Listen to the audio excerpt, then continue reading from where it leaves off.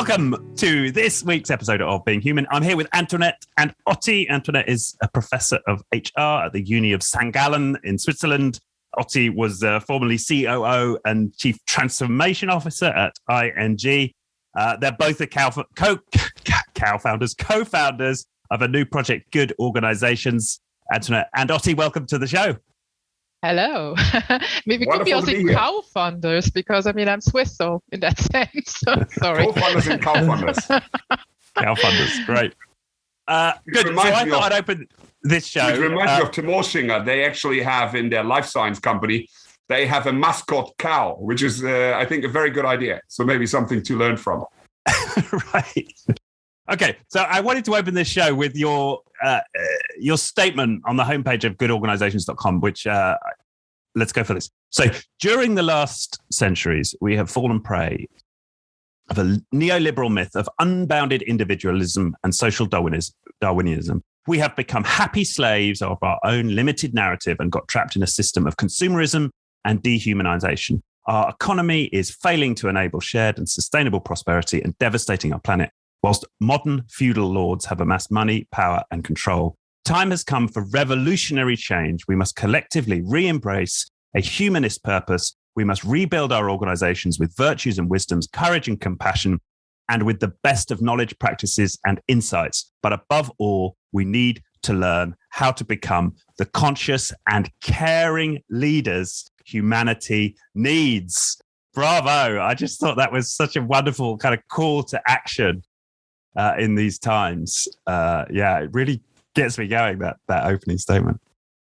And we thought it might be marginally too harsh, but on the other hand, especially the passage about feudal lords, but the fact is, if you look at the most recent statistics, and you can turn your eyes to the wonderful work of Upswing, Robert Putnam, the Nobel laureate, or you look at Paul Adler's work and so on, you see some of the statistics where 1% of Americans own 40 to 60% of the wealth in the country, right? And there are some statistics that even 6 to 8 individuals have more wealth than the bottom 40%, right? And I think that the fact is, I find this flabbergasting. If you just take a step back and say, kind of, any political or economical system is as good as the people it, in inverted commas, produces, right? If we are having a system that produces this kind of inequality, especially if you look at wealth statistics,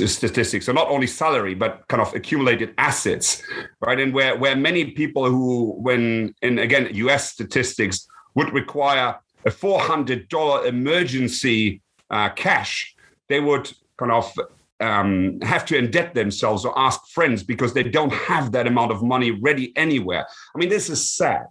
And I really feel very strongly, and maybe kind of second half of my life, that this is not acceptable, right? For a modern society, it is not acceptable that we are creating a system that is not taking care of the most vulnerable.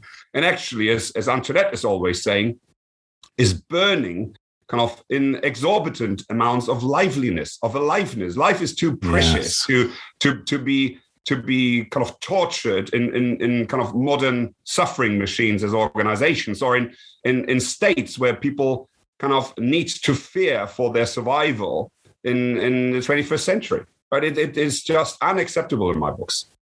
Yeah. And I just would like to add, just taking up the suffering machines. I've been doing 25 years of research on organizations now, and we can look back as far as 70 years if you look to humanism, and little has changed, or I would rather say it all has gone downhill from there on. Just look at the latest book of Jeff Dyer, where he looks at dying on a paycheck. You cannot go harsher than that.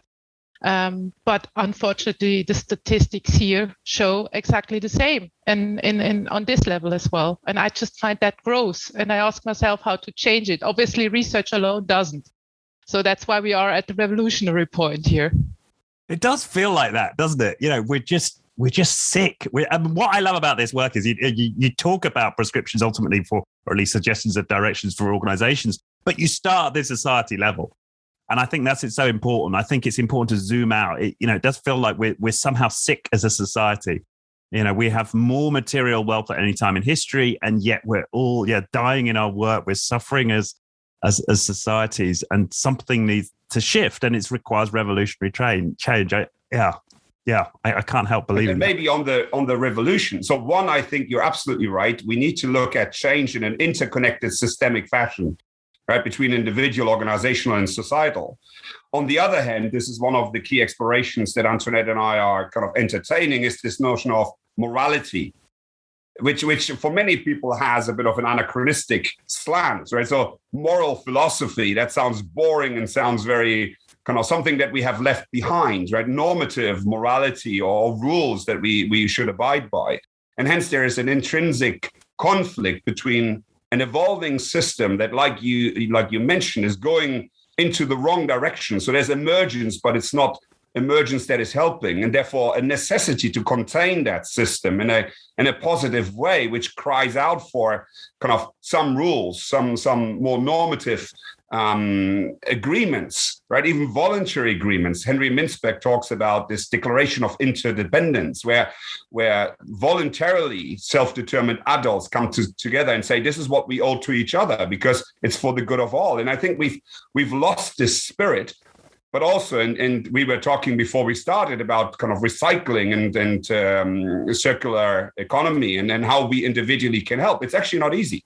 The world is big and complex, and we know the capitalist recipes very well, but we don't know alternative recipes very well. And there's also a big fear that if we try something else, it might actually get worse. So I think from our perspective, there's a real need to for ourselves and others to explore how to make a transition to something better and how to do it in a way that it bridges, as Antionette is saying, kind of academic research. So there's some evidence-based ideas and practitioners. How can you turn it into something concrete on a day-to-day basis at individual, societal, organizational level? And the revolutionary aspect resonates with what we started with. Revolution implies a change in mindset, but also, let's be very clear about this, a change in power.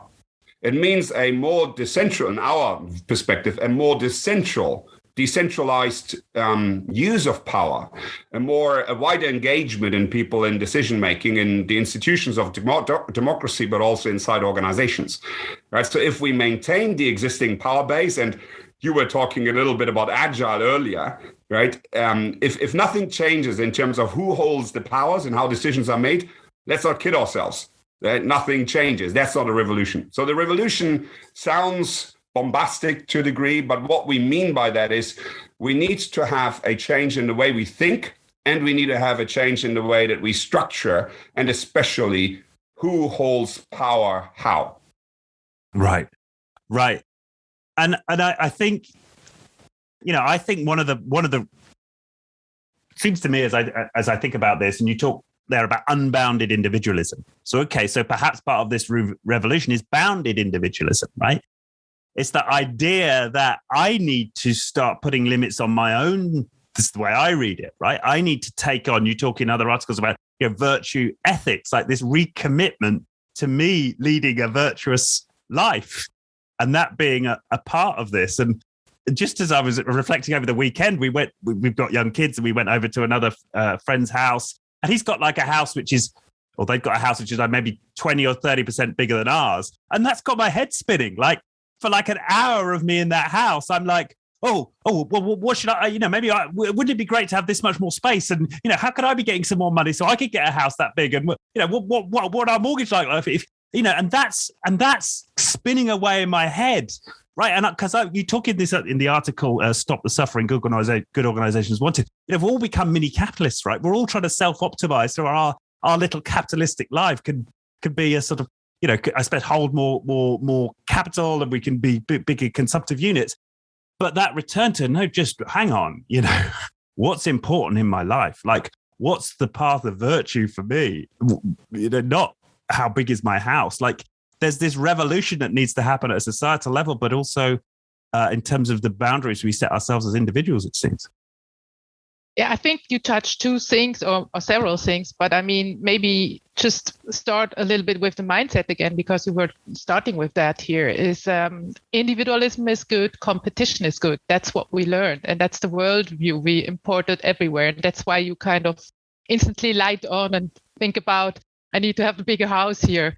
So I think that's already very important to understand that this is a worldview aspect. That's nothing which is written in stone. And actually, as you probably then kind of referred to, well, maybe it's nice if I have a little bit more time for my family, if I have the possibility to create something special. I mean, you did that in your life as well, rather than just earning more and getting better than on whatever levels.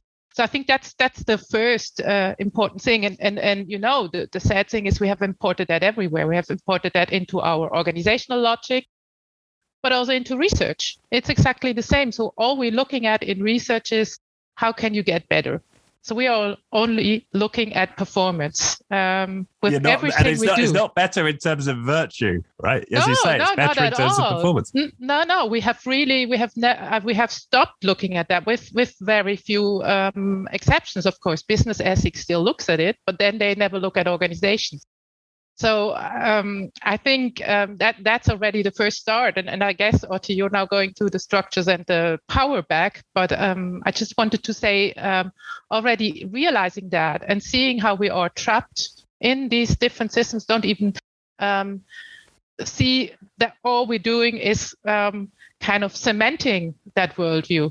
I think that's the first big step, in my opinion. And I think building, and I will give it back to you, Antionette, on another topic that I know is close to your heart.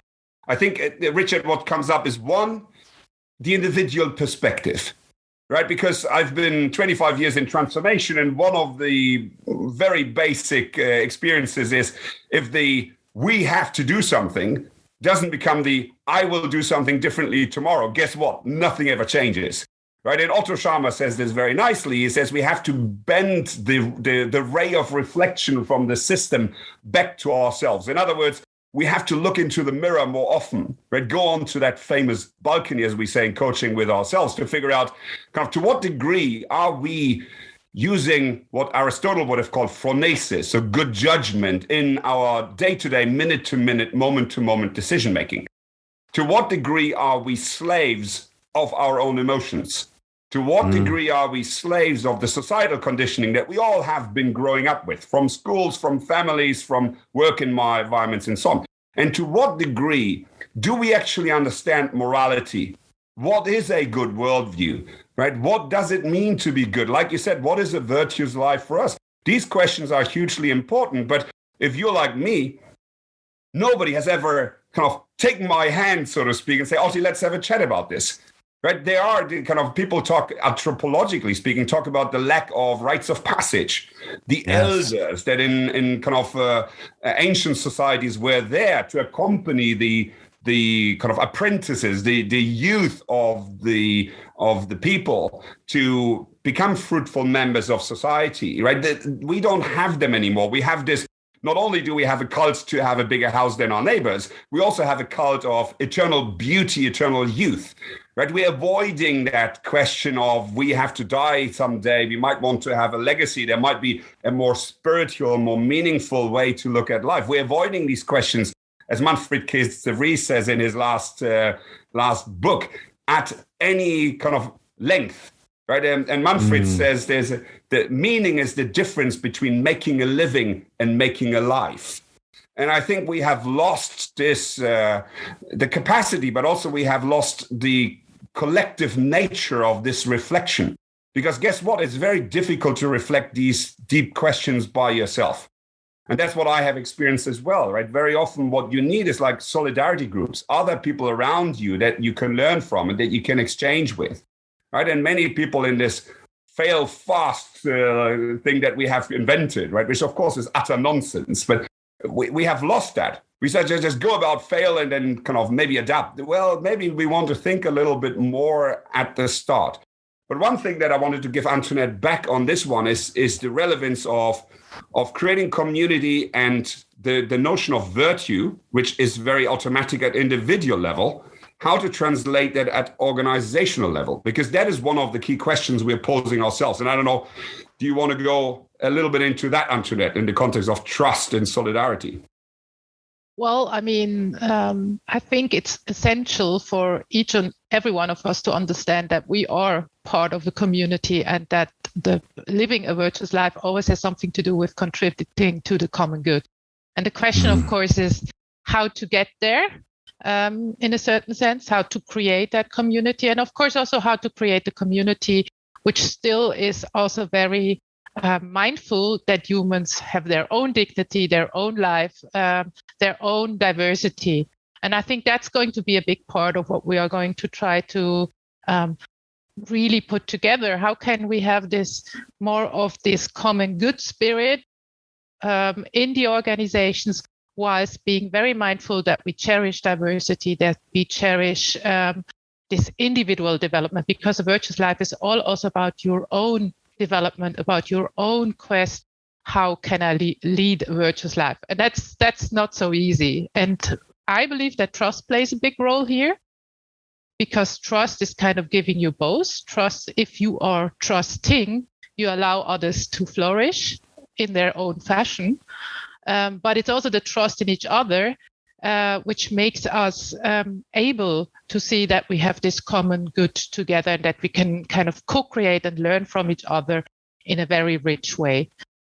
So that's one aspect of it. We are struggling with some others a little bit more, like with solidarity.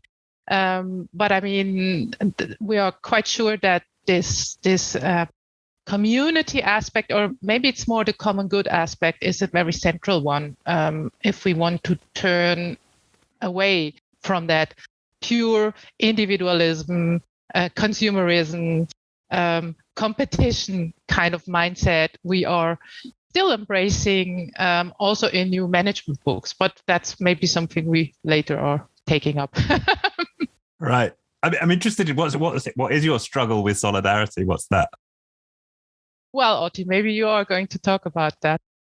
Well, maybe I'm gonna. So, Richard, I'm gonna pick up something that Antionette just finished on, which is kind of on the one. There are a number of important tensions in the way that we are exploring the landscape, so to speak. Right. So we're starting with the question, what is good, and we are saying in our hypothesis, so to speak, an organization is good at the three levels that we mentioned. At the organizational level, as an actor. So it is acting with the common good at heart. And again, I want to be very clear, it's not about balancing purpose and profit, as it's so fashionably called. It's actually not, because in my view, and I'm with Colin Myers, who's written that in Prosperity, his famous book, that organizations are such by public fiat. They're created by society. The incorporation makes an organization an independent body, often with very strong privileges in terms of liabilities and so on, right? But that is only so because the society has decided that it's a good idea to create that organization, right? That is what makes it. Therefore, I believe its responsibility is firmly anchored in becoming a positive contribution to society. And that is a sine qua non. That is a primordial condition, so to speak. There's no balancing. Anything else that you do thereafter is on a different logical plane. Right? So first and foremost, you are a part of society. And that is not, as I think even Peter Drucker once suggested, do no harm. No, it is contribute to the flourishing of that ecosystem that is constituted by that society. And once you have that at heart, then you start to look at secondary conditions, which might be bring that service to a specific consumer, which might be a survival or kind of financial condition in terms of profit and so on. But certainly, and most clearly, that is not the maximization of profit. Because profit, and again, microeconomics basics. I'm going to talk about Microsoft and they're not paying taxes later, but which is absolutely incredible, right? It's kind of these big organizations not paying taxes is unacceptable, is ridiculous, and we should not buy from them in reality. But that aside, right? So the notion of profit is revenues minus cost. Revenues, which people sometimes forget, includes all the salaries. So all the benefits and costs includes all the salaries from the CEO downwards. So profit is what remains exclusively for the shareholder. And what we have today with the financialization of the economy, as we're always saying, is we have a huge disconnect between a very often kind of anonymous ownership through lots and lots of shareholders or pension funds and so on, who have no real interest in the firm, right? And therefore, the idea that you're maximizing profit for someone who has really no interest in the going concern, but only in the financial returns, is somewhat, I think, misleading and creating the problem, right? So the first aspect is the organization has to act well within the context of society. The second is the organization has to create a good container for the people, almost like a mini society, to enable them to collectively thrive. And this is, I think, where the notion of solidarity, what we owe to each other, like you said, how we voluntarily looking at this thing across all of its aspects together is really important. And it's not the same as stakeholder theory, right? So if you go to Davos, or if you went to the last Davos gathering to 2019 or beginning of 2020, whatever it was, right? There was this notion of stakeholder capitalism, right? Stakeholder capitalism in its essence, and it's not a bad idea, but in its essence, it means I'm adding new stakeholders to my annual report, so to speak, right? So I'm not only looking at the shareholders, I'm looking at customers, I'm looking at community, maybe at nature. Nobody knows quite how to measure that, but so I'm adding other stakeholders.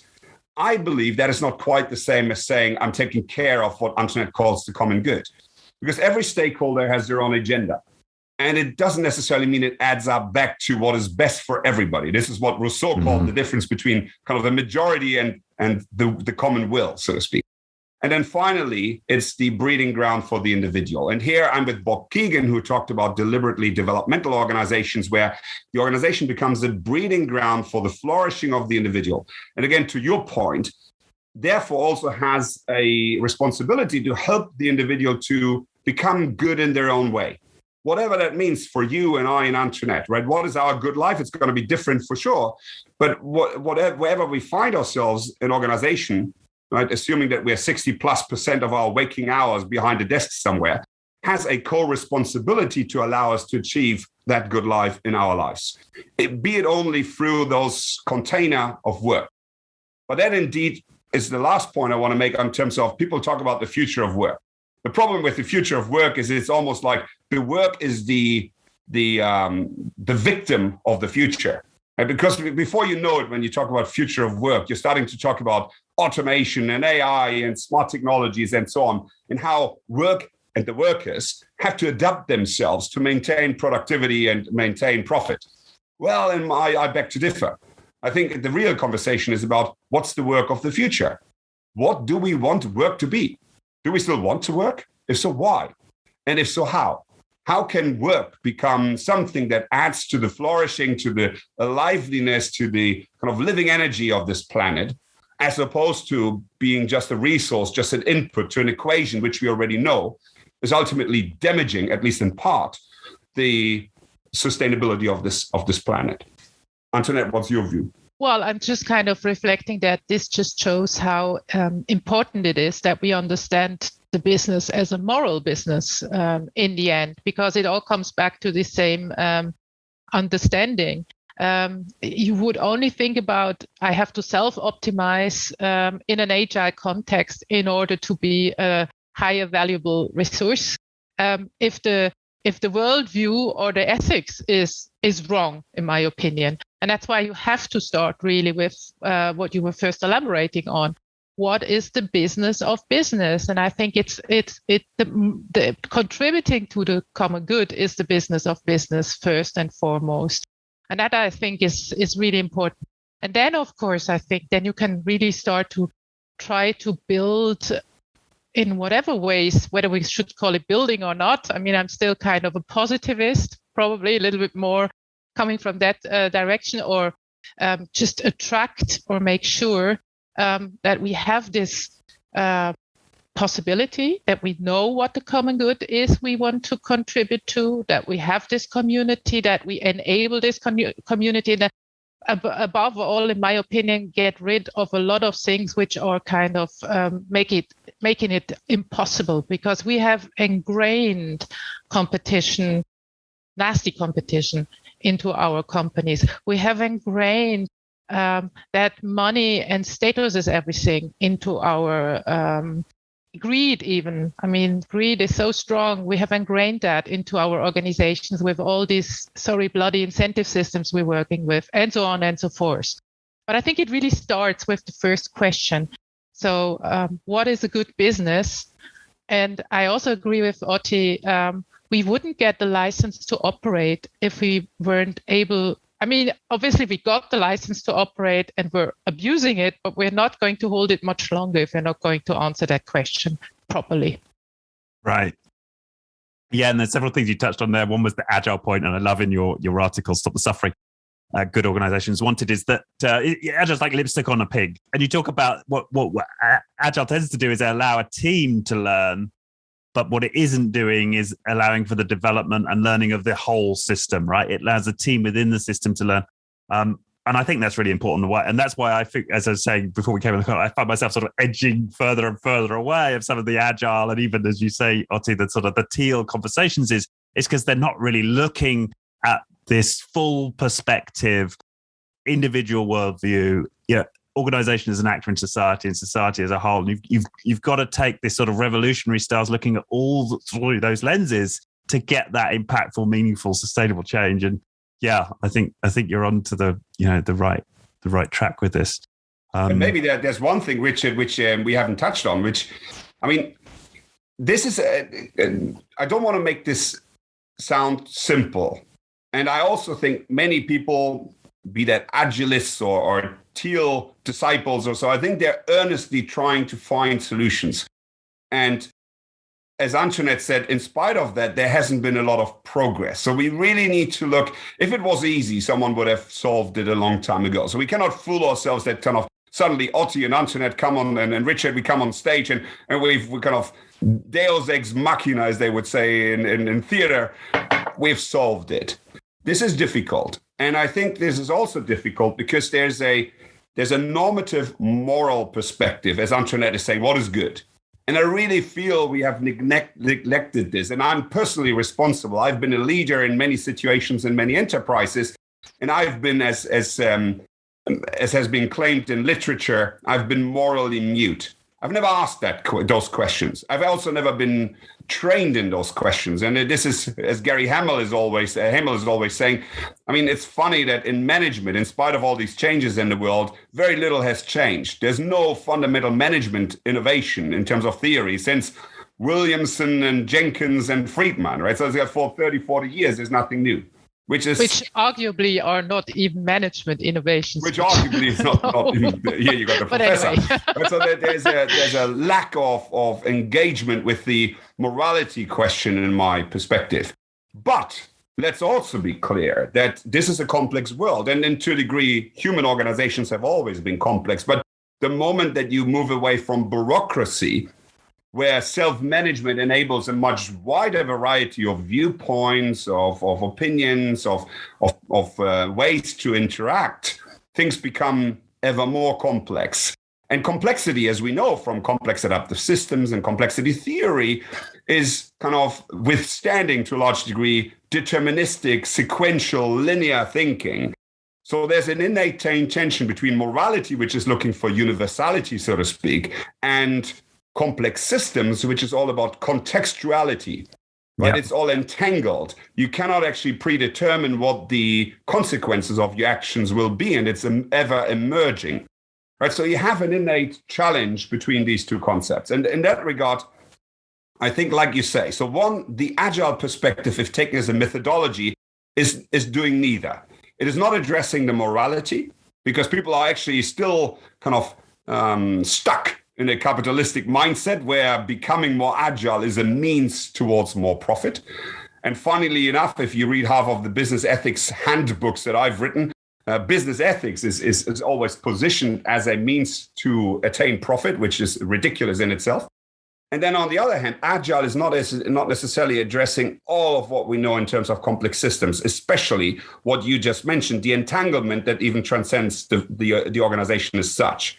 So one, we are trying to get to more fluidity inside the firm by having a networked operating model with, call it circles or tribes or micro-enterprises like in Hire and so on. So you're trying to create more autonomy, but also more flexibility in the way that we're operating. But at the same time, we need to build ecosystems because the big problems of this world cannot be addressed by any single player.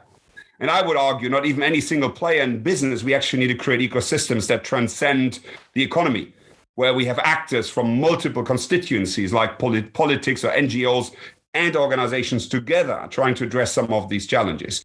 So I'm kind of in my mind having the notion that actually no single organization can be ethical unless they start to see themselves as part of a wider ecosystems of actors that are trying to produce common good, because it's ridiculous to assume that they could ever, even if they're Amazon, so to speak, right? And Amazon, personally, I would suggest, is, based on the little knowledge I have, one of the worst organizations in terms of ethical standards. But even in terms of size and reach that an organization like that have, they cannot by themselves solve these problems. So an ethical kind of qualification of a single enterprise becomes almost meaningless. It has to become part and insert itself voluntarily and proactively into a wider ecosystems of actors, right? So this agility, as you say, if we're not careful, it just proliferates the status quo because we haven't sufficiently explored neither the what is good nor the what does systemic actually imply question. And I think this is also what makes the work that we've started, Antionette and I, both super exciting, right? Because of the transdisciplinary nature from psychology, sociology, anthropology, complexity science, philosophy, management science, and you name it, right? But on the other hand, intrinsically very complex, and therefore, I guess we will not, I don't know, Antionette, I think we will not come out with a model, as Carl Sanford would call it. It's not a prescriptive thing. We will probably come up with a framework which allows people to ask the right questions and try to deploy that critical thinking and that phronesis that we talked about to find the right answers in their specific context. What's your view, Antionette? On the latter one, I'm completely with you. I just wrote him yesterday, I'm again in the valley of the Dunning-Krueger effect. So it's just a lot, but it is also exciting. Well, I think you have to explain the effect. I mean, there's certainly some people who will not realize that. Well, I mean, Richard, I guess you have heard about it, but it just means that if you know nothing, you have the feeling you know everything about it. Then you start learning about it, and then you realize I know nothing. And then you sometimes get out of the valley again and realize now I know something. But of course, you're getting back to the valley, maybe on a higher level. But this is just, even if you're a professor, that's just the basic experience over the life. But what I maybe wanted to take up is a little bit more of the micro foundation that sparked what you were saying, Otti. And I think that's an important difference to, it's all about contextuality, and outcomes are not clear because you don't have any linear effects in complex systems. But on the other hand, I think this is why we also turn to virtue ethics, because virtue ethics is much more about behaviors and habits and constantly working on your habits. But it's contextualized. So, for instance, if you take courage as one of a possible virtue, you wouldn't show it always in the same way. You would sometimes be a little bit more withholding, and then in other times you would show it much more stronger. So it takes this context aspect much more into it, and it's much more about behaviors and habits, which is also helpful because remember, in a neoliberal ideology, it was all about outcomes. So it also kind of focuses on other aspects again. But I would still say there's a huge difference. And I'm not sure whether in complexity theory they would even subscribe necessarily to that. But we're clearly going away from a postmodern claim that anything goes. So this is not what we are believing. We're seeing that some values are inherently more important or ethical or good than others. And I think it's important to at least think about that and not say, well, in this world, we cannot kind of agree on anything. So everything will come out right if we just let people do whatever feels right to them, which is, of course, now grossly exaggerating, but just to give you also, I think, another important aspect on all of this. And maybe one further sentence on that, Richard, if you allow there.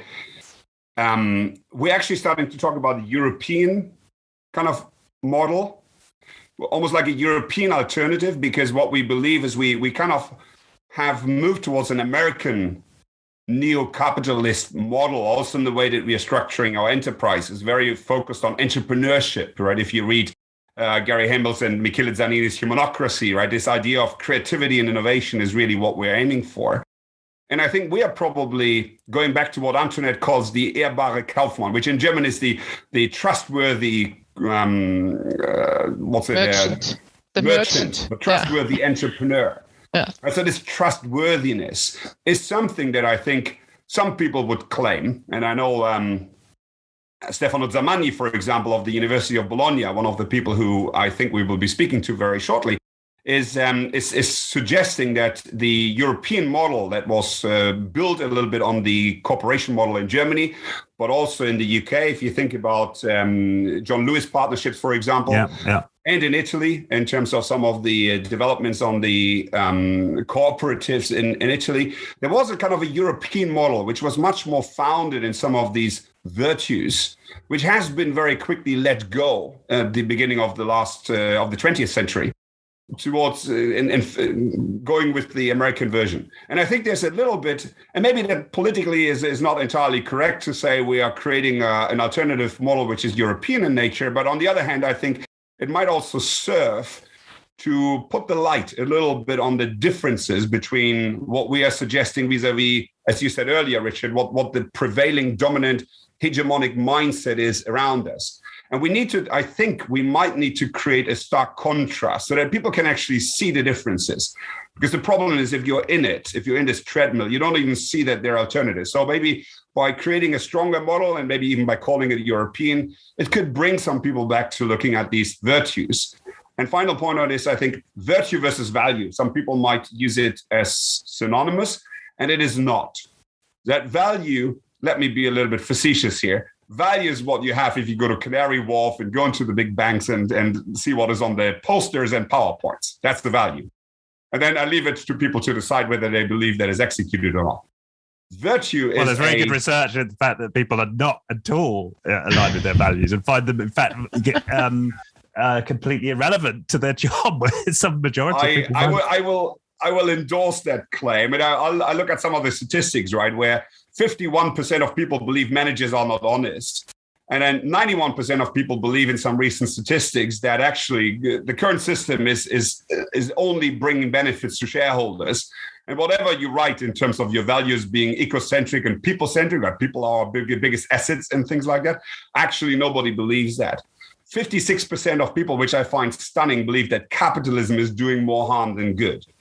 And frankly, interestingly as well, and I'm talking to many American colleagues about this YOLO movement that has started to firm itself up, this you only live once. They call it the Great Resignation, right? So lots of people are resigning, especially in the United States, but I've also anecdotal data here from the Netherlands that is starting, are resigning because they don't find sufficient meaning. They don't find sufficient development opportunities in their current jobs.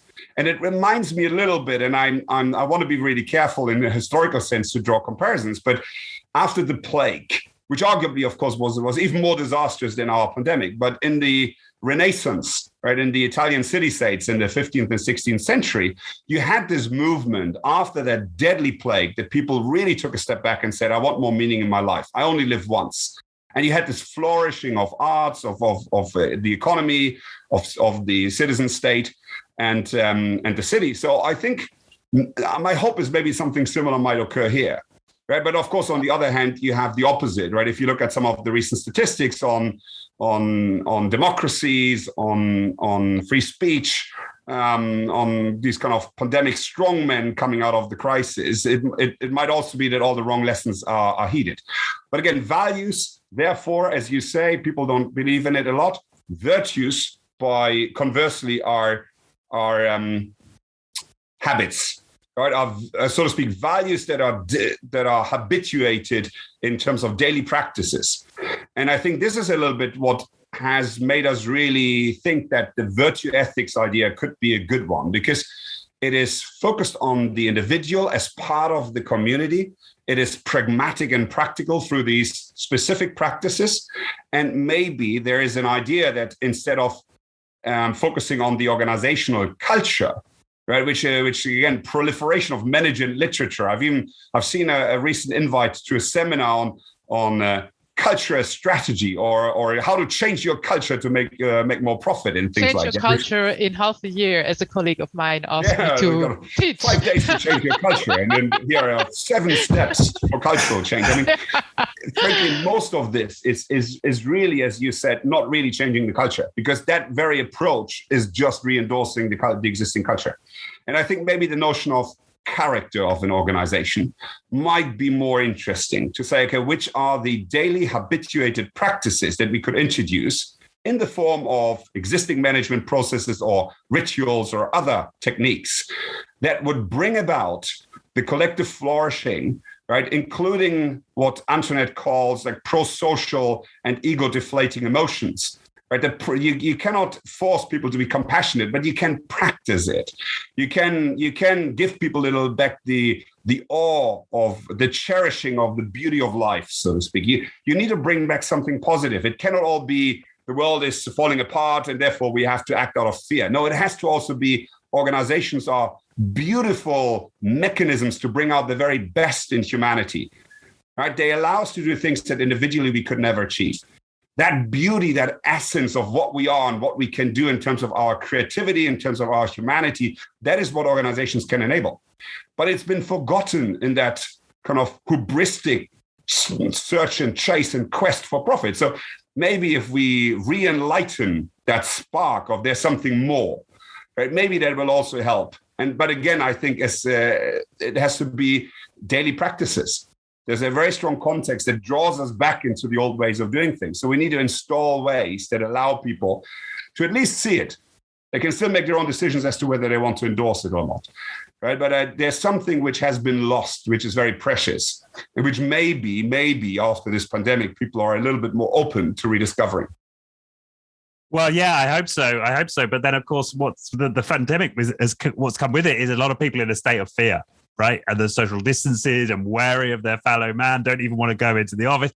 So I think, it's an interesting concept to want to do it. And I think some people who, perhaps have enough going on in their life that they're not so susceptible to all of the fear, will be in a place where because you can't, open up, be vulnerable, be creative, enter into deep inquiries in a state of fear. So I think it's those who have the fortitude and have got a sort of enough of those practices going on that they can then bring those questions to others and at a deeper level to themselves to ask this question, what is good and what might good mean for our organization? It's fear is the enemy of all of that. Yeah, but Richard, to take that up, I mean, there are 2 things I'm hearing here. First of all, we're not all in a state of fear, and those who are not, I think it's our obligation then to then share compassion, gratitude, the emotions that Otti was talking about, because they are so helpful in kind of overcoming the fear, reaching out more consciously.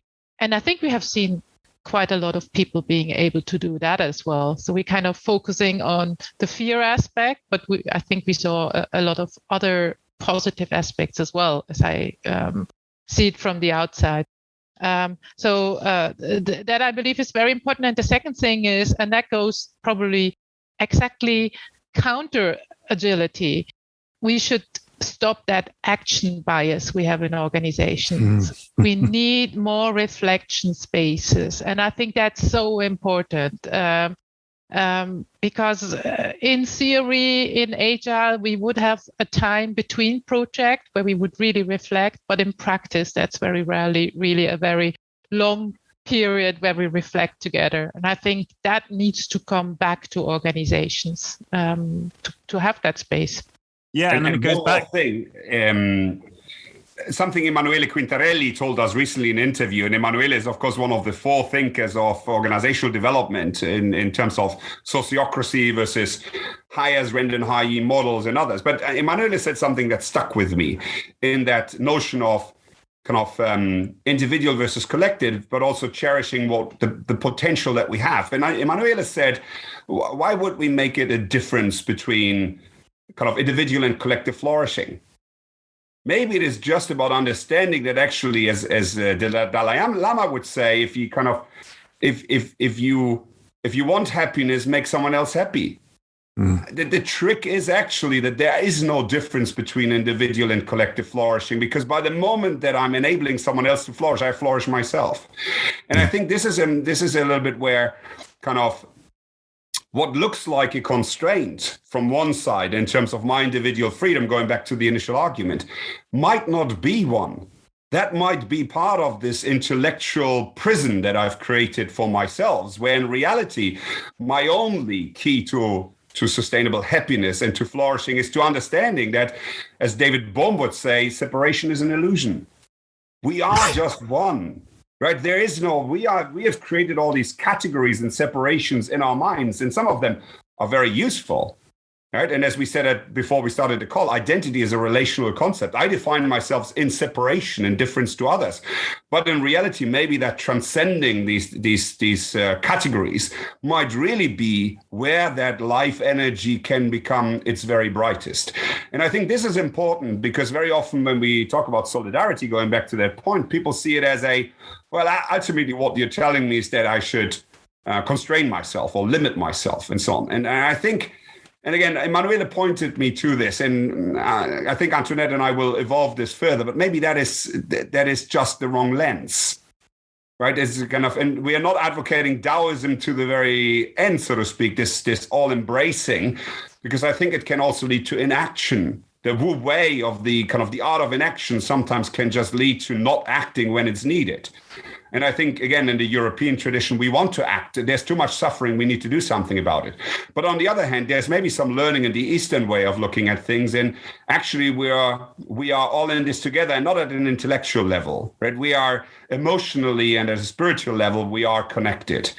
And actually, the moment that we realize that, there is energy that can be unleashed in the relationships. Again, in complexity, we know that the relationships are almost more important than the nodes, right? So this putting the focus on the relationships between each other and creating higher energy in that might be really where the wisdom is in all of this. So I think, we need to make sure that our mindset is evolving, because the way we look at things is our reality. And the nice thing about what you're saying here, and then I leave Richard because he's not able to ask questions. Sorry about that. I'm just enjoying the ride here. Go for it. Watching you two spar is fun. I just wanted to say this is, here we even have empirical evidence. I mean, that's, I think, the big accomplishment of positive psychology, that they look at how is your individual flourishing creating exactly that type of emotions like gratitude and compassion, also passion, which then can be translated into positive relationships and collective flourishing, which then gives you again more space to develop yourself in that way. So I would say that is something I'm pretty hopeful that this could be happening, and that we could be feeling this if only we started this a little bit more seriously. Yeah, absolutely. And it's bring on unbounded individualism in the sense that we let go of the self, right? We're totally unbounded. We're connected to others in these rich relationships. And then the other point you're emphasizing here is reflection. I mean, I know it from my own career. I had to drop out of the management consultancy I worked for in order, joining the DATs, looking back, to go and heal. I couldn't do it in a corporate context, right? And the stuff that I was dealing with, alcoholism and sexual compulsion, all of the dysfunctions I had going on in my life in that note, there was no way that organization could hold me through that healing process. I had to go and find my own path through that, and therapists and healers and so on. But what if we had a society that took people like all the way, as you going back to rites of passage, all the way through their maturation into the working world, held them in organizations that allowed them to flourish and to heal. And I think healing's an important point here, because many of us have suffered through the current societal context that we're living in. And there has to be not only reflection in terms of these, from my perspective, of these philosophical questions about, what does good like, what does a virtuous look like? Those are really important, but also just space to heal. And Gary Hamel, who you referenced, talks about this idea of the recovering bureaucrat, right, in an organizational context, that, you give yourself some space to acknowledge the games that you've been playing and the practices that you've been engaged in as the start of letting them go. Absolutely. And I think it resonates in many different levels. So one, I would like to hear to whoever is listening, make an invitation on behalf of Richard and myself. And I think Antoinette as well, because Antoinette is on a sabbatical to engage in this project together with me. I'm on an executive sabbatical, so to speak, to make this happen. Richard is saying the same. I would almost advocate everybody who has been for 5 to 7 years in a role in a business, take out a sabbatical, right? You cannot, as Richard says, I think it's impossible to build that reflection into the normal business as usual. It doesn't work.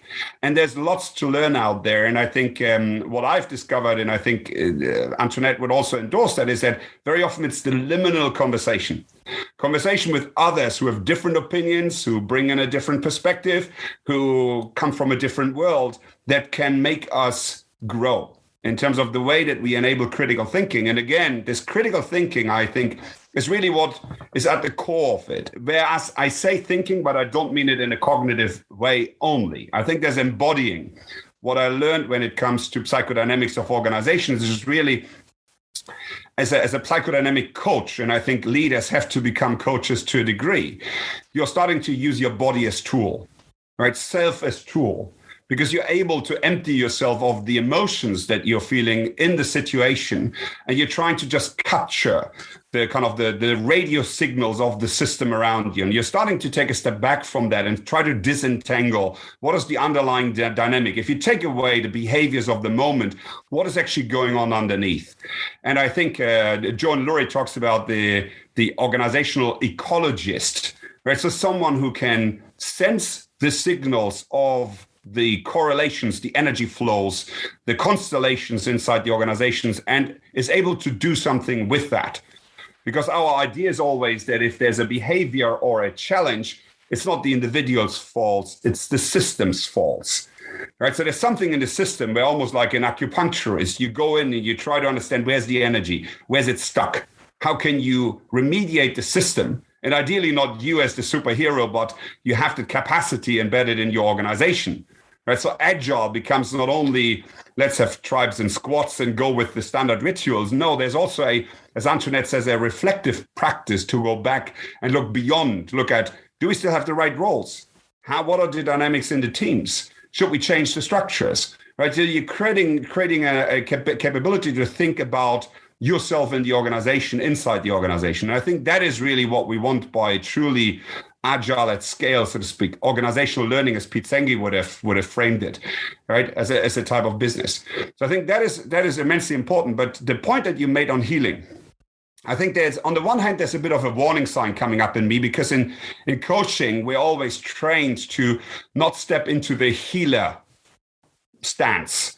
If you're trying to heal others, you're a bit on a dangerous slope, right? Because it always pretends that you know better than they do, and you could also make yourself dependent on the results of your healing process, so to speak. So I think it's again about creating as you suggested there, Richard, an environment where people can self-heal, right? And that I think is really important. And in solidarity, it also implies a little bit that people have each other's backs. Why? Because there's compassion and love, so to speak, love in a agape sense, in a transient love for all of us, because it's good, so to speak. And we're holding each other up. That's what Keith Ferrazzi calls co-elevation. Right? If you can access these type of energies in a system, I think you're on a good track. And the final point I want to make is something that Klaus Eidenschenk came up this weekend, which is looking at decision-making processes. And his suggestion was that you almost need to heal yourself. You almost need to go back to, am I able to actually hold myself before I go, as what Antoinette called the action bias. Yes. Don't start with setting yourself a goal and running after it. First go into the, can I actually go into the decision-making? Where am I myself? Can I hold myself? And then you start to look at, why am I trying to do what I'm trying to do? Right? So you interrogate your own will. and then you start to go into your decision making. But I think, Richard, what you say, the self-healing, this attaining personal agency, if that is absent, it's almost impossible to come to fully self-managed systems. But right? I Because think people are stuck.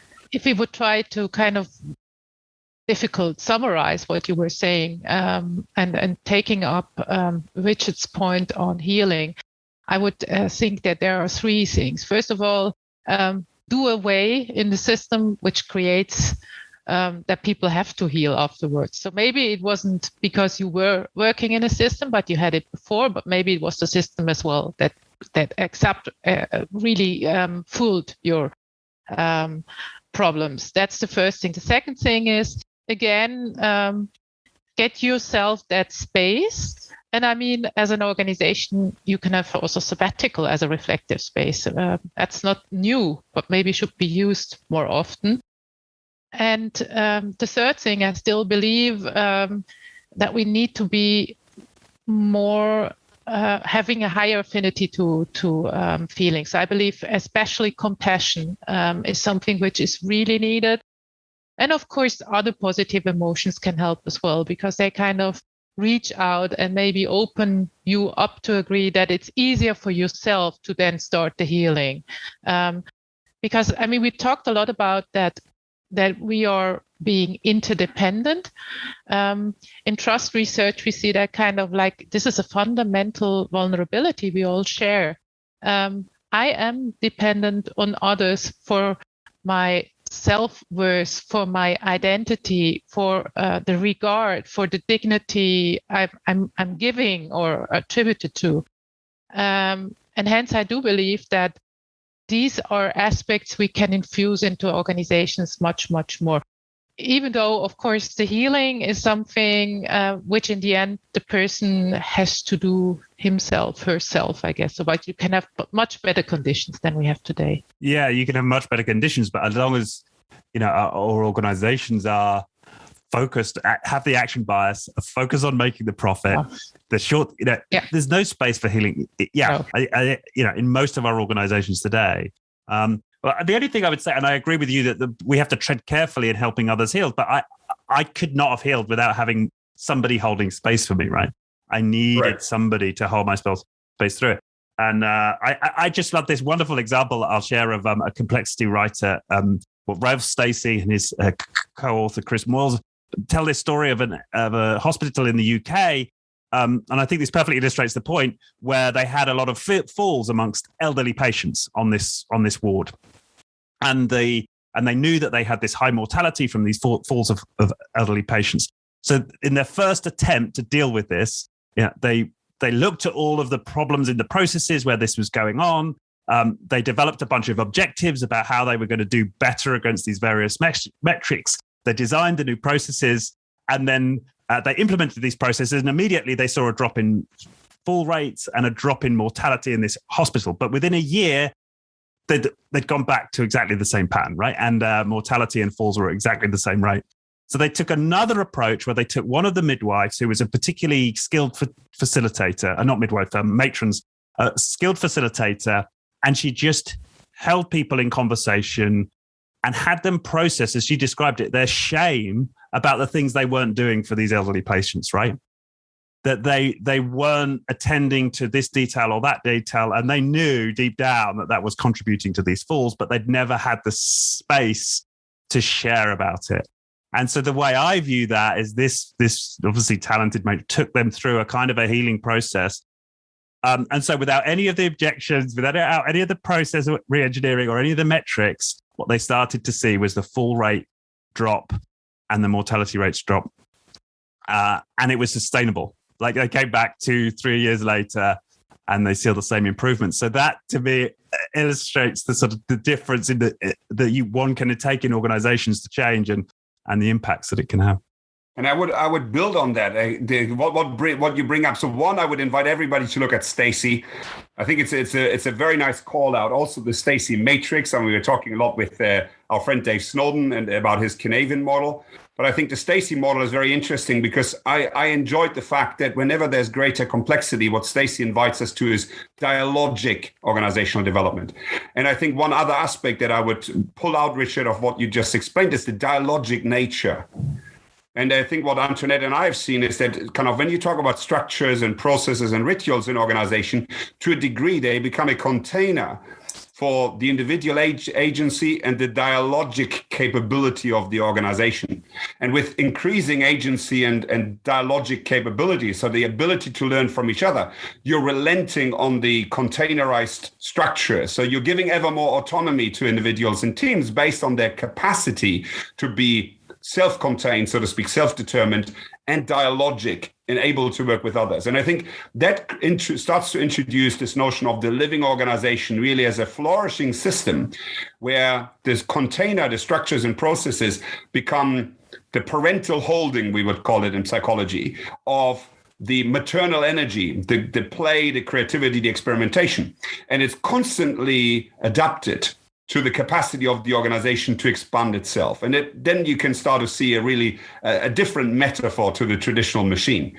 The other thing that I would call out on, especially the health environment. So in my mind, at least, it's no surprise that Amy Edmondson's research on psychological safety came all from originally a health environment, from hospitals and so on. And Antionette is talking a lot about care ethics and this notion of caring and caring for others, right? Which again, I think, so one, you point out the healing aspect of those almost kind of traumatic conversations, so to speak, right? And there's a lot about talk about trauma these days where people need to make sense and also let it go to a degree. But the other aspect, I think, is this notion of caring, where you show caring, where you allow people to express caring, where you create an environment of caring, which again, for me, is one of the preconditions for any organization to work. I was talking with Michele Zanini about meritocracy as an organizational methodology. And I think we both agreed that it can only fully work if it's introduced in a context that is wholesome, right? That is caring. If not, as Antoinette says, these logics of competition with each other, of trying to kind of cling to power in a system for selfish reasons, right?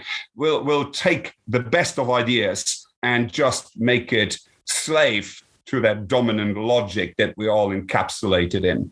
Right, so I think one, as you say, the healing, to the dialogic nature, and free as almost like a prime virtue, the caring aspect, which I think is fundamental. And if you look at companies like Burzorg, again, I think they have an ability to let go of a lot of the contractual elements that you find in firms like initially, at least, Zappos with holacracy. They can let go a lot of that because there's so much trust in the system. And I think that is also because they're in a caring business, where it almost comes natural to them to care about each other and therefore to trust each other and give each other the space.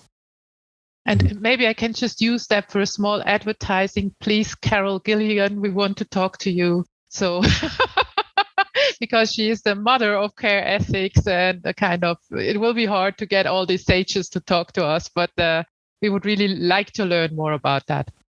Yeah, that's right. And I think so. I think we're pointing to here is, valuing the feminine in the organizations. But what I love from Raj Sisodia's work is that, the healing organization, he talks about you want to bring both, right?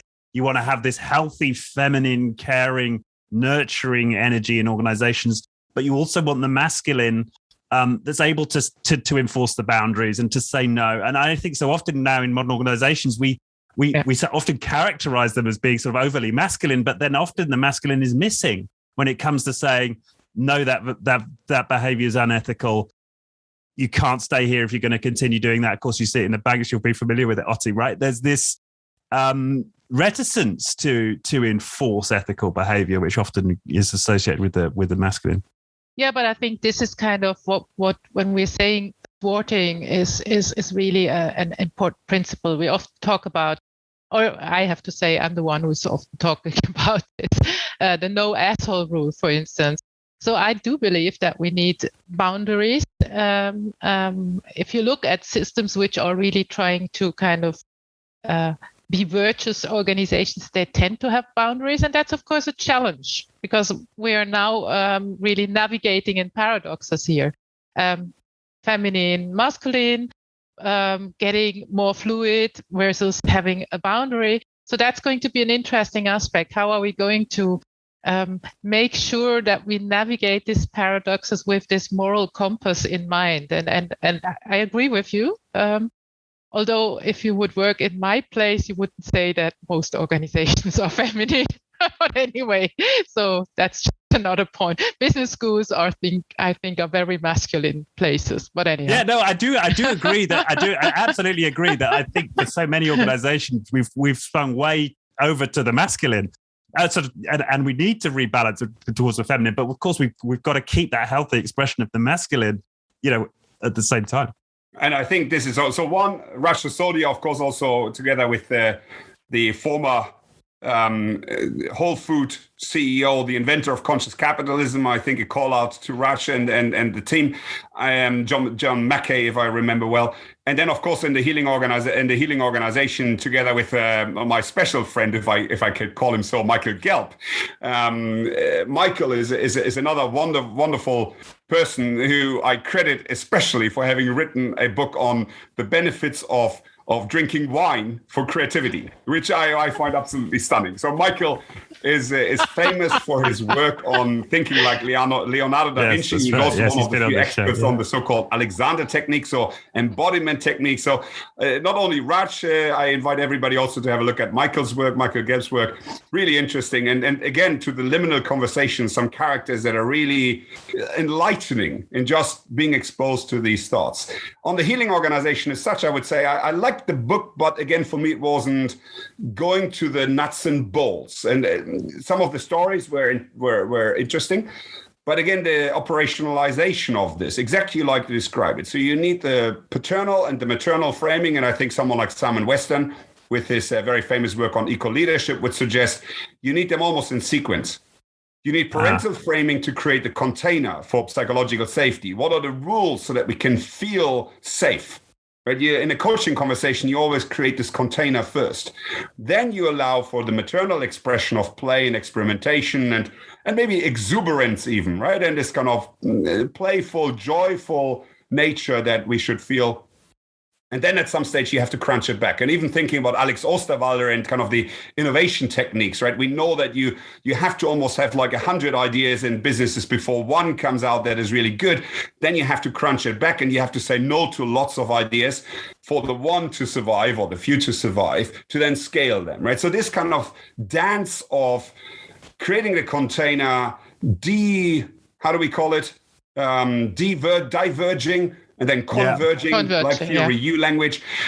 That is something that we need to almost create as a constant dance and intentionally, as Sergio Carrera would call it, right? So that we have to become very able in being both in the action and observing ourselves in the action, right? As we would call it, leader in role in system.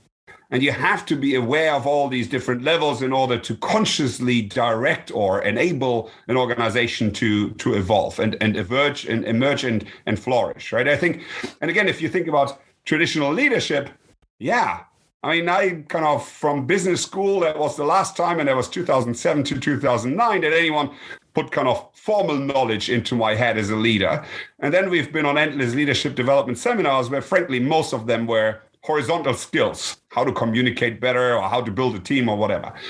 Whereas this ability to think systems, ability to kind of transcend yourself to become a tool to developing a system, none of that was ever on the agenda, frankly. And when it was purpose development, a lot of this purposefulness was just kind of new words for an old action plan in terms of personal development. So I really feel there's more that organizations also in terms of leadership development need to do. And final point on this, Antoinette's remark on maternal versus, or rather feminine versus masculine. Again, I sometimes feel this discussion is seen too much in a gender perspective. And I would invite people to look at Robert Moore's work on archetypes. And when I say Moore, this is the male archetype, right? So I think it's called wizard, king, wizard, lover, warrior, right? And not in the right order, but this is the title of the book. And these are Jungian archetype of male development. And what you just said, Richard, getting towards what is called a wholesome male energy, which is, in his words, the king energy, is a individuation process that is not easy. And Campbell describes this in The Hero's Journey, where kind of the learning is in the abysses of your development. It's in the crises. And this is what we know from developmental psychology. You have to go through these crises to see yourself, to become whole, and then be able to embrace yourself and others in a wholesome, in a flourishing relationship.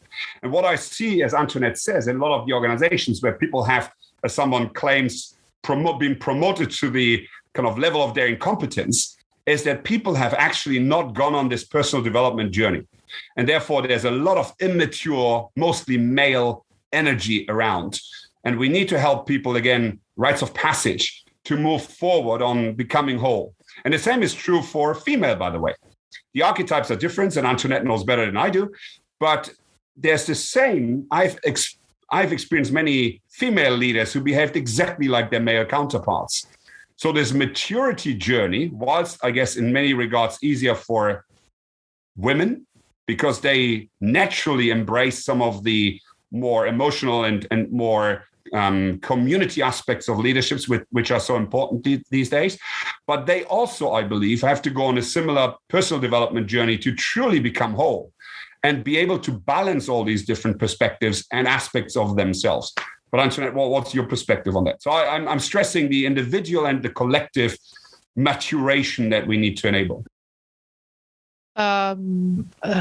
Well, I have several things in my mind. The first thing I have in my mind is that I do agree with you that we have to have this maturation and make that more explicit as well. But if I look at the literature, for instance, about female leadership, Alice Eagley comes to my mind. We can see again the structures which are kind of making it very, very difficult for developing, but also if you already have that, living it. So even if you were able to embrace it because you are already at that stage, it can be very hard in certain institutions. And that's what you can see certainly in an environment. I mean, we have I think 8% of female professors and the rest are male professors. So you can see very well what toll that could take on you. And the second thing, which I found quite interesting, is here again, I'm amazed because in the innovation literature, if you go back to Cassie Eisenhardt, I think that was early 90s, she already written about exactly this, that you need to have these stages of, convergence, divergence, playfulness, kind of bringing things together again. She even has looked at how some structures are enabling this better. She looked at rituals, processes, rhythms, and how little of that has been taken up. So yes, maybe it would be good if we had the vertical leadership development at the same time. I think that's probably a very important point. And then we also probably get vertical leadership development at the same. So what do you mean by vertical leadership development? I just was kind of taking up what Otti was saying.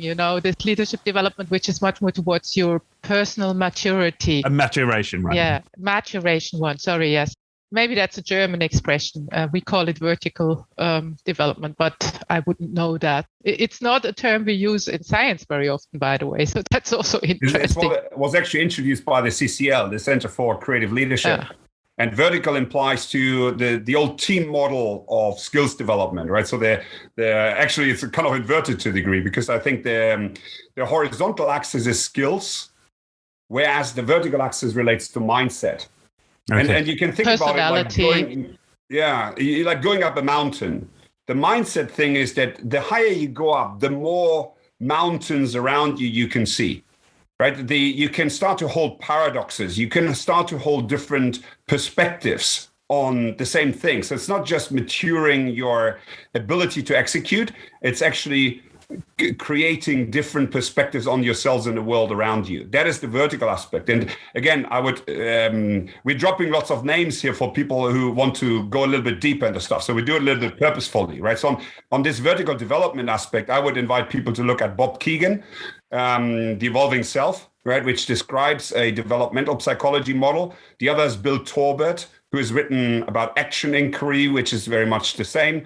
And then you can look at the classics, right, from Kohlberg to Piaget to even Richard Barrett, who's suggesting the 7 degrees of consciousness model, which is building on Maslow and other theories. But again, this vertical development aspect and leadership.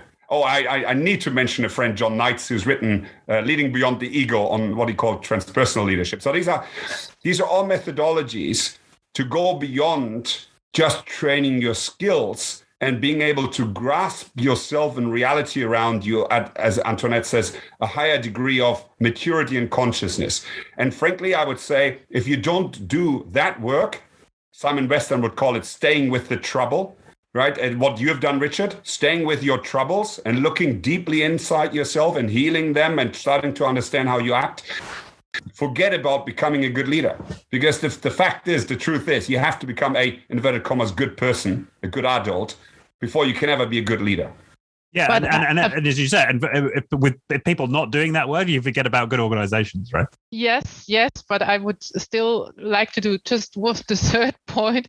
I believe even if you did that, even if you really then also build the right of the right container, which we already know quite a lot about, never took notice of, we still would have to solve the power problem. And that always brings us back to where we started from. I think it's not going to fly if we are not going to really go at the basics this time as well. Yeah. Which links to structures. Right, It links to structures, but I'm also thinking about societies. I'm also thinking about us asking more of corporations in the future. I'm also thinking about new types of corporate governments, new legal forms. We really need to be very innovative in the next 10 years in order to come to a, if that's possible, better capitalism. Because otherwise, we have to say capitalism is bankrupt, and I think we don't want to say that. Well, it's interesting. There's signs of hope there, I think, because I'd seen some statistics that the growth rate amongst non-profits or B Corps are the growth rates in terms of employing people is much faster. It's much higher. That is true, but let's also not fool ourselves. And again, the statistics is, I think Winston Churchill suggested, never believe a statistic you haven't falsified yourself.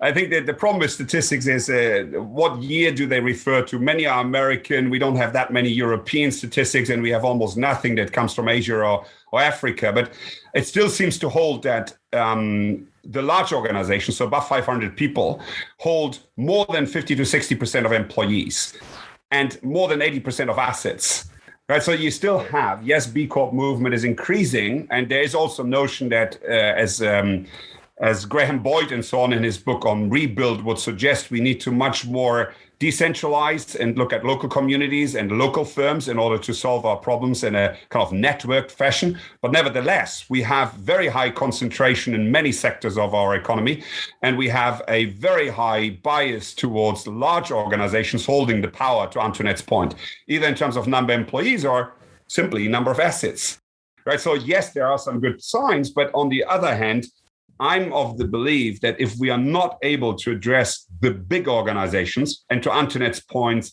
other institutional actors, governments and public sector, we are still stuck. The B Corps, with all my respect for them and all my love for the social enterprise movement, they're not going to fix it by themselves. Right. Okay. And so what have you come across so far in terms of ways into that problem around power? What's emerging, beyond anything else we've talked about already?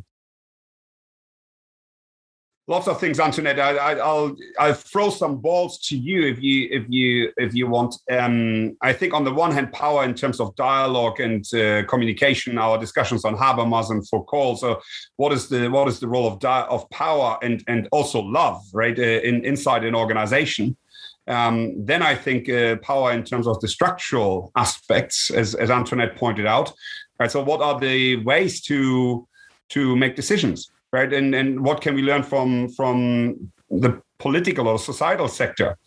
So if we talk about liquid democracy, we are talking about institutional democracy, which is a proposal from, I think, University College London. We are talking about concepts of meritocracy versus democracy, direct representative, and so on. So what are these societal government and power constructs, how we decide things in society? How does it relate to organizations and vice versa?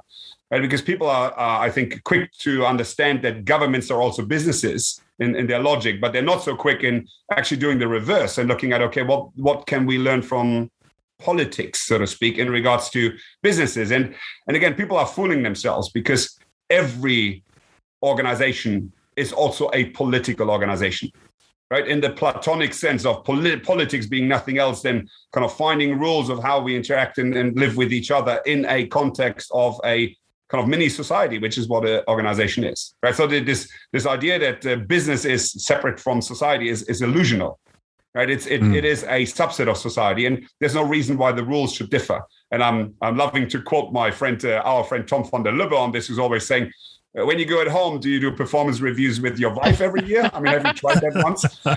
So if you behave that way in your private life, how would you suddenly say, no, a business is different, leave my brain and my humanity at the door and I behave completely differently? We've created these categorizations, and very often we're using these rationalizations to support and explain. Margaret Heffernan talks about willful blindness, right? Some behaviors that actually would be unacceptable in our private ways. But and again, I'm digressing a little bit on purpose here, but power, therefore, is, I think, a key dimension which plays into multiple aspects on structure, on the way that organizations actually work.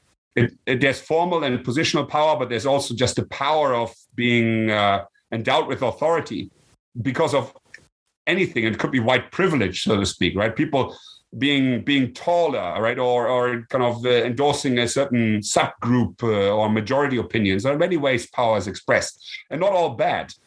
As Mary Parker Follett suggested, we have to go from power over to power with. Power is what makes us be creative and the force that drives us. So it's more about making that power good than, as Antoinette said, kind of thwarting some of the negative aspects of power. But here I go over. I've kind of waffled along to give Antionette a little bit of thinking time. After that, now I have to kind of summarize somewhat. No, but I mean, I see two things arising from that. First of all, I believe we have to be more innovative if we look at one aspect where the power really kind of coalesces in companies. Let's look at the boards.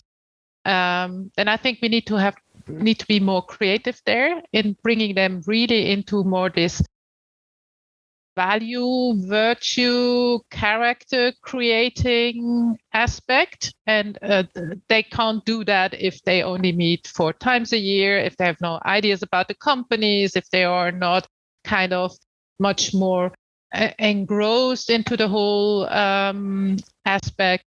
So that if they are not reflective, if we are choosing them not based on practical wisdom, so I think there's a lot of things we can do there. And I'm not going into the points you were raising. I'm aware of that, Otti. I'm just bringing up new ones. And the second point is checks and balances. I think something like protecting utopia is also important. And these checks and balances here, I think we can really learn from some societal ideas. Otti has mentioned liquid democracy. That's an interesting one. I've seen that isn't drinking more wine. Okay. Well, that's your earlier point. Yeah. Well, I'm not going into that. I think yesterday I had to delete a post on LinkedIn after I had too much wine. No, let's not go there. But anyway, but I think there are interesting ideas. It's liquid democracy. I still, other than Otti, am a big believer in direct democracy and federalism. So subsidiary principle, I think is very, very important. We are going to talk to Bruno Frey and Margaret Osterloh, who have come up with the idea of Alliatoric Democracy that would solve our asshole problem, which is quite nice. So, well, maybe we should pause there and just explain to the listeners those two, because I don't think people are going to be familiar with liquid democracy or Alliatoric Democracy. So what are those, just briefly? Okay, I'm going at the Alliatoric, and then Otti can do the liquid because he was for a short time member of the Pirate Party and would have to know what it is exactly. So the Alliatoric democracy is really, I think it's also, I don't know who of the Greek has invented it. I'm sure Otti knows that better, but that's not so important. It's about that you are also working with chance. So the idea is that if you have to select for an important post, be it the CEO, be it board members, you would first do your selection. And here I have already said, based on character to a great degree as well, practical wisdom. But then you might have 4 good candidates, and then the dice is going to decide which of these candidates is going to be on the board. And the interesting thing is it has all kinds of effects. For instance, you will have less hubris in the board, because you can never say, well, I was the greatest guy in the room. So it's a quite an interesting. It might be a small invention, but I think it's an important invention also to increase diversity on boards, to get rid of this Uber hybris we have. So, and that's why I just think you have to look at all these different innovations which are out there, which maybe are on the societal level as well, and ask yourself, how can we use that in companies as well? And of course, vice versa. So, Otti, you're going to explain liquid democracy. Well, you said something at the end there. I want to connect it to power, because I think, again, why is this relevant to Richard's question about power? There are 2 aspects. One is kind of the negative aspects of power over. This is where we always talk about bureaucracies and positional power. And in spite of the good intentions of Weber's kind of concept of bureaucracy, people abusing that power to constrain the autonomy of their subordinates or do things that are making them suffer. Right. So one is the context of structural power, positional power, and there are many ideas that are leading towards the decentralization of that power. We talked about agile, tribes and squads. We talked about sociocracy and circles. We talked about higher 4,000 micro enterprises. So all means to decentralize power. But the other aspect of power is decision making. And this is where these ocracies, from democracy to humanocracy and so on, come in. Ocracy is a form of government which mainly relates to how decisions are made. So Antoinette's point was we need to have more phronesis, so we need to have good judgment in the way that people make decisions. And that is, I think, a function to a degree of, on the one hand, individual development. Right, so we need to make sure vertical development, we talked about that. On the other hand, it's also diversity of thought. So we need to have diversity. And again, I would like to make a difference between diversity, which is often pushed as a policy intervention, which has its right, I think. Antoinette's point on clearly there are not enough women in leadership position. And the same could be argued for many other minorities that are not fully represented. For minorities, we are not a minority. We, I think, are a majority, but that doesn't matter. That is a very valid point. So minority is in the context of representation. But minority also sometimes, so again, kind of in engineering business, very often women or other parts are a minority just because of this is a sector that attracts males and so on. So one is the representation aspect, but the other is diversity of thought. And this, I think, for me is almost more important, because you can very easily have diversity in terms of gender or age, but not diversity in terms of thought. This is what leads, for example, kind of certain sectors to employ people from other sectors or other countries or cultures to ensure that they're actually getting towards that diversity of thought. But the other is the decision is a process question. How do you make decisions? And here it's very important, I think, for any leader to understand there are actually different ways. Right, so the autocratic decision-making that is prevalent in bureaucracy, we all know. I decide my way or the highway. Then there's in democracies, the majority decision-making principle. Right, which sometimes is good, but if you're taking a decision on cybersecurity, maybe you want to have experts, which leads you what Frederic Laloux in his Thiel work would point to, which is a so-called by advice decision-making process. Right, so the person who takes a decision has to ask the people who have expertise or who are impacted by a decision before making a decision.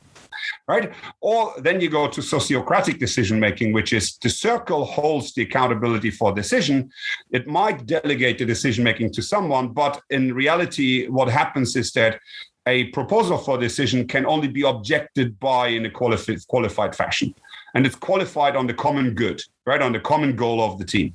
So these are all different ways of making decision-making. Now, liquid democracy is basically a form where you're mixing direct and representative democracy. So I'm saying on certain decisions, I want to vote myself. On other decisions where I don't have the expertise, I'm happy to have proxies. And these proxies can be allocated on different grounds. So you can say for these topics, that is my proxy, right? Or for these, whatever, these days when I'm not there, that is my proxy. And so the liquidity is the dynamism in making sure the individual feels they are correctly represented.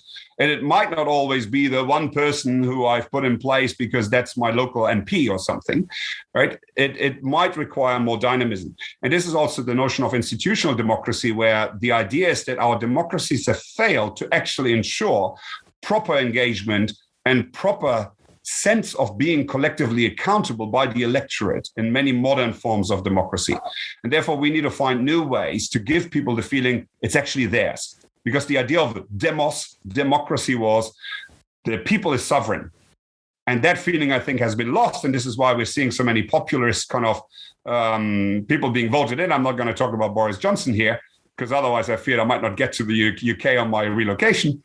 But the idea is that we need to give people the feeling back that they actually have control over what is happening in their democracies. Otherwise, they will abdicate that accountability and potentially just go for whoever is against the elitist system. Yeah. Okay, that makes sense. So an ability to be a bit more discriminate about when it's representative and when it's direct.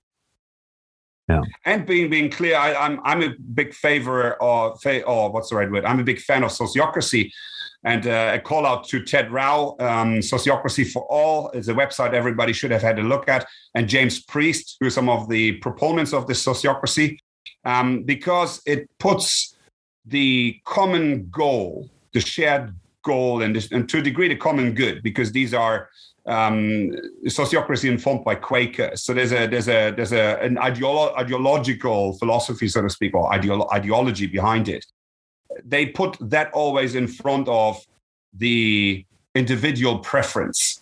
And to your point, Richard, of kind of finding that degree of I'm willing to let go some of my individual freedom for the collective good, I think that is potentially a good decision-making mechanism to ensure that this is being put on the table and say, this is my preference, but I have a tolerance zone that could go this far. Let's together figure out what is best for our common good. And this is in sociocracy, a very explicit conversation, whereas in most of the traditional bureaucracies and even in Agile, it's not on the table because the goal is always kind of assumed to be the competition, as Antoinette said, and the profit. Yeah. Good. Well, thank you. Yeah, that makes a lot of sense. And I think, I think you're right. I mean, I suppose I have a personal bias always, so the individual evolution and the maturation of the soul, because I suppose I've invested so much, but we just cannot ignore the fact that we live inside structures that, as we've discussed, have a huge impact on us as individuals. Right? It's an illusion for me to think that I am an individual going on a maturation journey purely through my own agency. That's as much as I find myself in that illusion all the time. Of course, it's not the case. Yeah. And it could be counterproductive. This is the challenge with the individuation notion of a Freudian developmental model or Jungian developmental model, because it always has the individual integrity. And this was our Thiel critique, the wholeness of the individual. I become whole, and that's my whole, I'm sorry for the pun, that's my whole focus. What it leaves out is that notion of transcendence that ultimately, and that's the Eastern yin-yang notion, that we're all part of something bigger and greater. And the discovery of that is actually what gives us the energy to go beyond ourselves. Yeah. So this notion of self-healing can very quickly become a very selfish endeavor. And Antionette has offered some research on meditation. Right? You've seen meditation practices and mindful practices proliferate. The challenge with that is that you might kind of become mindful and meditate until the end of your days, and your neighbor is still dying, right? You're not going out. You're not going beyond yourself. Actually, you become a fruitful member of the whole good because you get so focused and you're, to a degree, not getting out of that self-healing process anymore. And again, from a psychological perspective, I would suggest that actually the self-healing, to a large degree, is in the other healing. Now, that has some limitations. If you have some real pathological challenges, you need to, of course, get them resolved first. But if it's more about that malaise that we're all suffering from in this age of anxiety, as Alan Watts called it, right? If it's this midlife crisis that we are stuck in, well, actually, the only way out of that, in my experience, is to go out and act. And mostly, as Alfred Anders suggested, is kind of, if you don't know what the point and the meaning of your life is, help others, right? Your awakening is in the awakening for others, not in selfish mindfulness and meditation. That's a personal perspective. Yeah, well, even the Buddha chastised people for meditating too much, right? Buddha, of course. If you're lucky and sit under the ficus tree and then have the awakening, and then Buddha, of course, I don't want to be disrespectful at all, but he was the son of a prince or a king, right? And then he went out and saw the suffering of his peasants in the fields, and then came to the idea that actually the best way to get through life is to avoid suffering. And I feel that is very helpful to a degree. And Antionette and I talk a lot about cognitive behavioral therapy and rational emotive behavioral therapy. So there's a reframing that helps you first to start the healing process. But then I guess this avoidance of pain is insufficient to actually become a positive actor in society. And this is where I see some of the European model potentially enhancing an Eastern philosophy. But Antionette. Well, I think we just could go on and on with that. Couldn't be, but I do agree. I mean, that's the point. That's why I find it so important to distinguish positive empathy, which arguably is much more also in the Eastern philosophy, from compassion, because compassion always has this active element of showing mercy as well. And I do believe, but I cannot help. I am European. That this is the way to go, and we should do that extra little bit. And maybe that's, by the way, also the problem. It's the importing of mindfulness into our context again, where it then lends to self-optimization mainly, and maybe even is ego conflating, as research was showing, rather than ego deflating, which it wasn't supposed to be. But I mean, this is it. We are in a certain context. We were grown up in a certain context. That's why we also should be mindful in kind of embracing what we have found good over the centuries, as difficult that is in our context. Yeah. Good. Wow. Well, we've been going for about 2 hours. This has been a wonderful conversation. Yeah.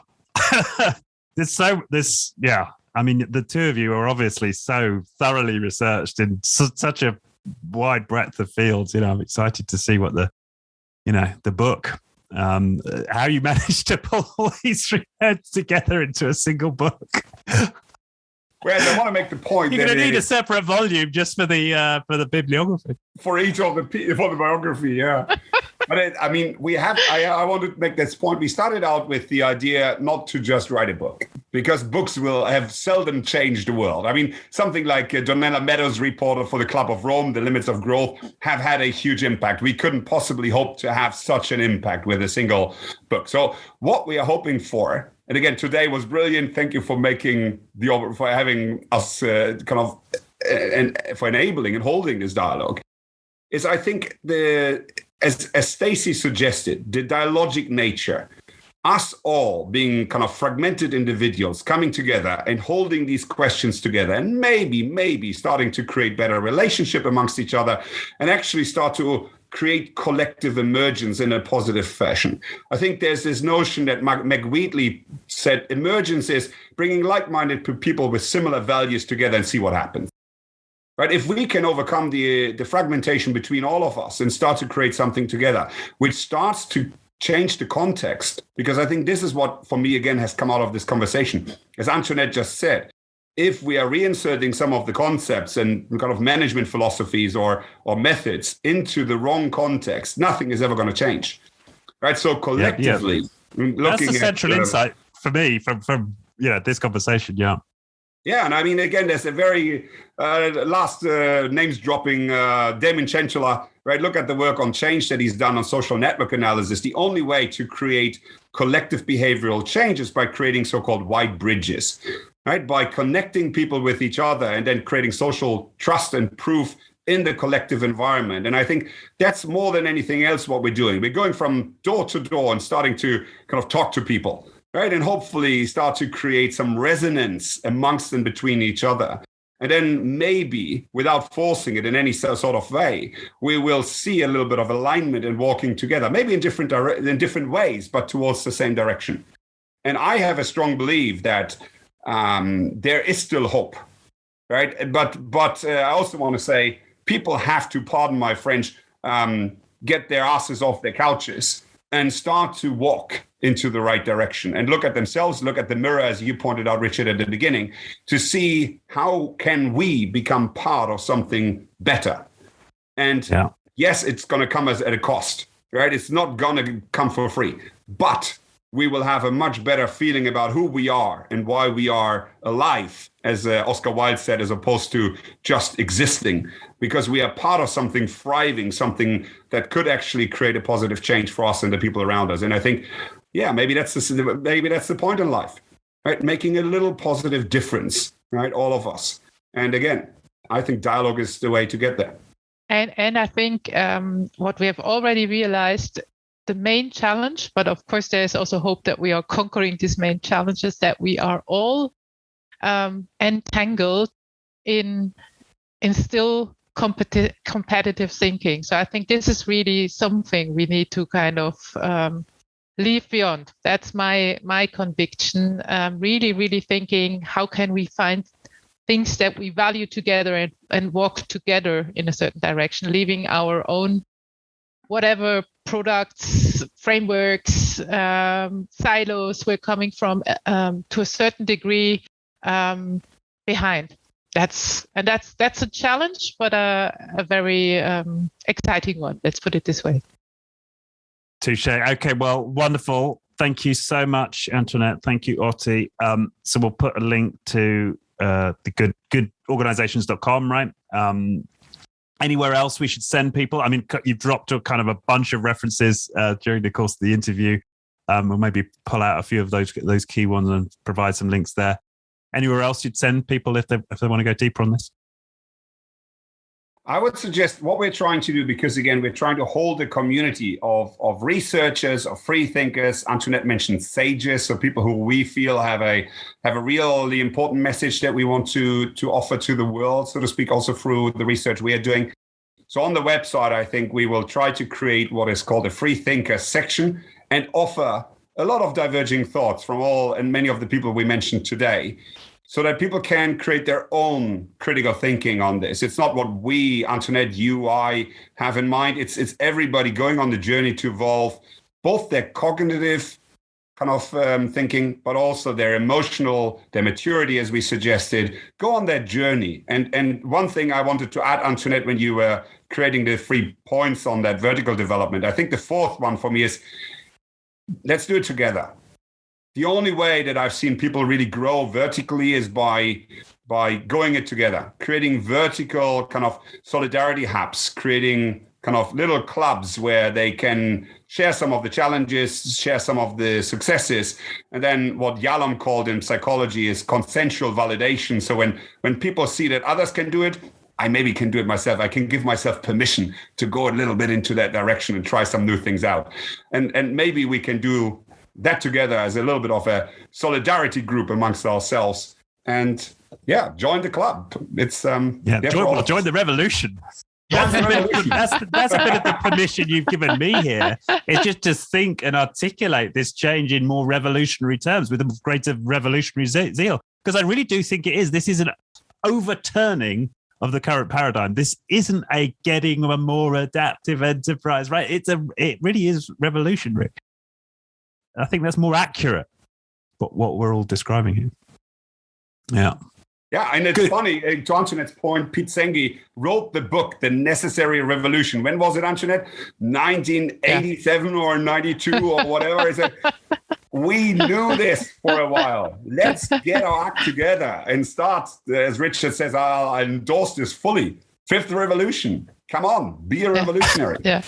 And look for some challenges as well. I mean, us working together is a big challenge, but I think this is what brings things forward. And then that's the other aspect. You cannot have a revolution if you're not challenged as well. So, yeah.